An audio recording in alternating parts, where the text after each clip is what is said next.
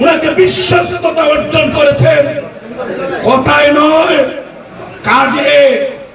আমি দীর্ঘ 3 যুগ 36টি বছর বিএনপির বিভিন্ন পর্যায়ের দায়িত্ব পালন করেছে।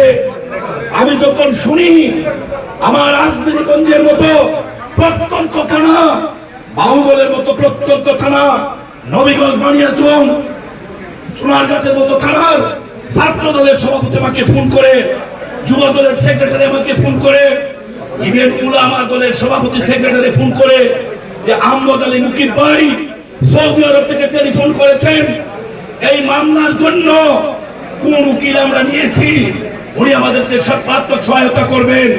পুলিশ যাদেরকে গুলি করেছে সেইগুলো অপারেশন হয়েছে কিনা, যদি না হয়ে থাকে সেই অপারেশন কোন হসপিটাল করাতে হবে উনি আমাদের কাছে জানতে চেয়েছেন।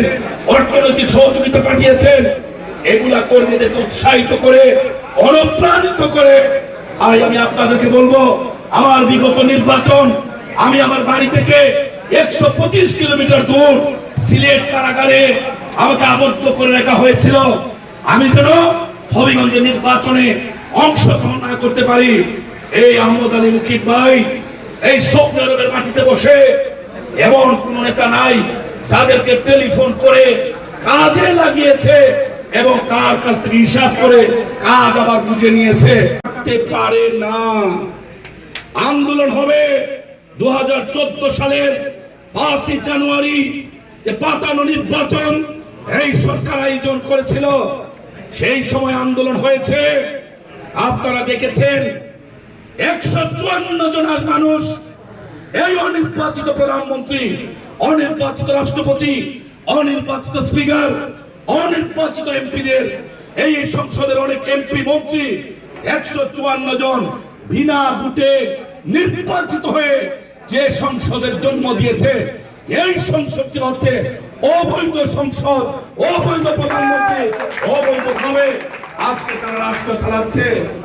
সময় এসেছে পিলখানার ঘটনার জবাব বাংলাদেশের মানুষ আগামী নির্বাচনে ব্যালটের মাধ্যমে ইনশাআল্লাহ দেবে। শাপলা চত্বরে হেফাজতে ইসলামের সাথে যে আচরণ করা হয়েছিল, মানুষ বসে আছে। শেখ হাসিনা এবার এই নির্বাচনের তফসিল ঘোষণা হবে, সেই দিন বুঝতে পারবে বাংলাদেশের মানুষ আন্দোলন করতে জানে কি জানে না। জাতীয়তাবাদী ছাত্রদল, যুবদল, শ্রমিক দল, কৃষক দল প্রত্যেকটা পর্যায়ে দলকে জনাব তারেক রহমান লন্ডনে বসে ওইখানেও সময় পাস করছেন না। বাংলাদেশের বিভিন্ন পর্যায়ে, থানা পর্যায়ে সংগঠনকে ঢেলে সাজিয়েছেন। আজকে প্রশাসনের এক লোক আমাকে টেলিফোন করে বললেন, আপনাদের সকল থানা কমিটি, ইউনিয়ন কমিটির সকল নেতৃবৃন্দের তালিকা আমরা সংগ্রহ করেছি। উদ্দেশ্য কি? আবারও মিথ্যা মামলা, আবারও এই সমস্ত নাশকতার মামলা দিয়ে আমাদেরকে রাজপথ থেকে দূরে রাখবেন, সেই সুযোগ কিন্তু হবে না ইনশাআল্লাহ। আমাদের পিঠ দেয়ালে ঠেকেছে। আমাদেরকে হয় বাংলাদেশে থাকতে হলে আওয়ামী লীগকে রুখতে হবে, বাংলাদেশে থাকতে গেলে শেখ হাসিনাকে ক্ষমতার মস্তক থেকে নাড়াতে হবে। এর বিকল্প আমাদের সামনে আর নেই। আয় বন্ধুগণ, আজকে যারা প্রবাসের মাটিতে আছেন, আপনারা অনেকেই শুনেছি, মান্নান ভাই বলেছেন, আহমদ ভাই বলেছেন, আব্দুর রহমান ভাই বলেছেন, কেফাই ভাই বলেছেন, হেলাল ভাইও বলেছে যে অনেকে নাকি আপনারা বাংলাদেশে যাবেন। আমরা আপনাদেরকে স্বাগত জানাই। আমরা যারা মাঠে আছি, আমাদের যেমন দায়িত্ব আছে, আপনাদেরও দায়িত্ব আছে।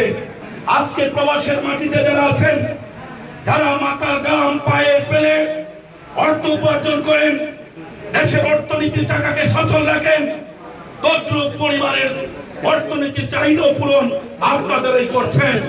আজকে আপনারা যারা বিদেশে আছেন, আপনাদের পরিবারের অনেক লোক আপনাদেরকে নিয়ে গর্ব করে। আমার বিনীত অনুরোধ, আসুন আজকে আমরা শপথ নেই। আমরা যে যে এলাকায় জন্মগ্রহণ করেছি, যে যে এলাকায় বেড়ে উঠেছি, আমাদের প্রত্যেকের নিজস্ব একটি হোম সেন্টার আছে, যে কেন্দ্রে আমি নিজে ভোট দেই, আমার মা বাবা স্ত্রী পুত্র কন্যা আত্মীয় স্বজন বর্দে আসুন বাংলাদেশের যে যে জায়গায় যে জেলায় আমাদের জন্ম হয়েছে আমরা শপথ নেই আগামী নির্বাচনে দেশ নেত্রী বেগম খালেদা জিয়া যাকে নমিনেশন দিবেন অন্তত আমার সেন্টারে আমি ধানের শীষকে বিজয়ী করব, এটাই হোক আমার ইনশাআল্লাহ। আমি তিনবার এই জালেম সরকার, এখন তো আওয়ামী লীগ, অসুস্থ আওয়ামী লীগ, ডায়াবেটিস, হার্টের পেশেন্ট, ক্যান্সারেরও ইতিমধ্যে সিমটম লক্ষ্য করা যাচ্ছে, সার্জারির প্রয়োজন। এই আওয়ামী লীগকে এখন আর ভয় পাওয়ার কোন সুযোগ নাই। আমরা দেখেছি এই আওয়ামী লীগ কুকুরের জন্য যেমন মুগুরের প্রয়োজন, আওয়ামী লীগের জন্য ডান্ডার প্রয়োজন।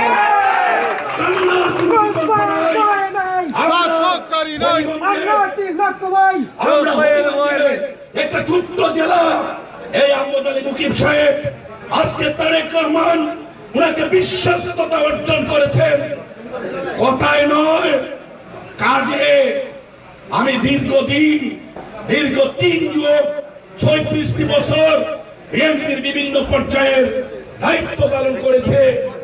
আমি যখন শুনি আমার রাজনীতিগঞ্জের মতো প্রত্যন্ত থানা, বাহুবলের মতো প্রত্যন্ত থানা, নবীগঞ্জ বানিয়াচং, সোনারগাঁয়ের মতো থানার ছাত্র দলের সভাপতি আমাকে ফোন করে, যুব দলের সেক্রেটারি আমাকে ফোন করে, ইভেন উলামা দলের সভাপতি সেক্রেটারি ফোন করে যে আহমদ আলী মুকিব ভাই সৌদি আরব থেকে টেলিফোন করেছেন, এই মামলার জন্য কোন উকিল আমরা নিয়েছি, উনি আমাদেরকে সর্বাত্মক সহায়তা করবেন।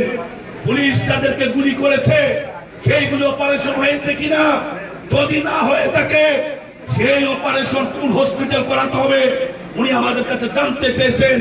অর্থনৈতিক সহযোগিতা পাঠিয়েছেন।